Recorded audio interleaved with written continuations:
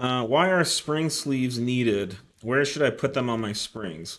So, um, Do you, when you're lowering a suspension, yeah, well, this one. you have a certain number of coils that need to be in the spring.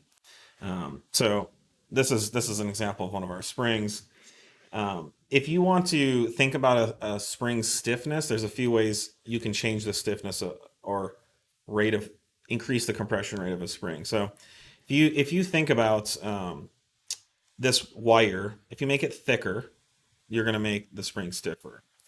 But if you take this spring and you straighten it out and you pull that wire out, you're now left with a certain length of wire. And let's say the coil here, if we straighten it out, it would be 1 meter long or about 3 feet long. So if we take a foot off that, now how hard is it to bend a 3 foot piece of spring steel? Well, it's a lot easier than bending a 2 foot piece of spring steel, right? So by shortening the spring, you've now made it stiffer.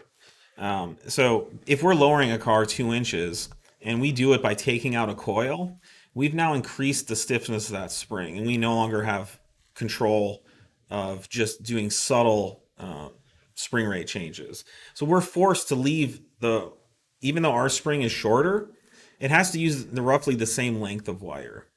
And so what ends up happening is because we want to lower it, we need some of those coils to stack out. Yep.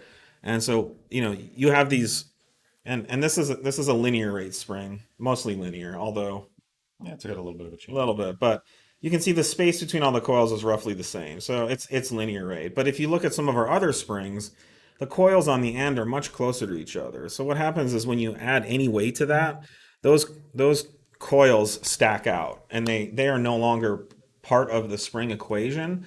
And As far as the live, compression of the spring, Yep. but they're still part of the spring stiffness. yeah, and a lot of that's needed for the daily drivability aspect Yeah. too, where if you're jacking up a car or you lift a wheel, we need to make sure that these springs stay located in Right, the and perch too. the other big factor is when you unload your suspension, your shock is still the same. So if we make a lot shorter spring, your shock is going to go down this much, but the spring will now just be rattling around in there. So these stacked coils end up acting like helper springs as well, and so if you launch your car in the air, the shock suspension goes full droop, but the spring is still in place and is not rattling around.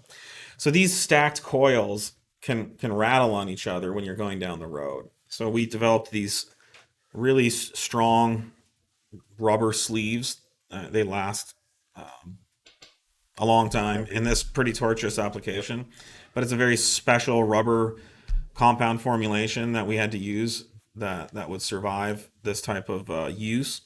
And they go between the coils so that they can no longer rattle on each other, so it's not metal on metal. This is a pretty common thing you see from all spring companies and manufacturers.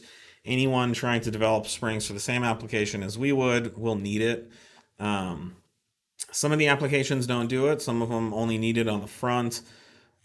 Some maybe need it on the rear, whatever. So we include them with any of the kits that need them, and they're also pretty cheap too. So we see a lot of people buying extras and just putting them in. But they go between the coils that stack.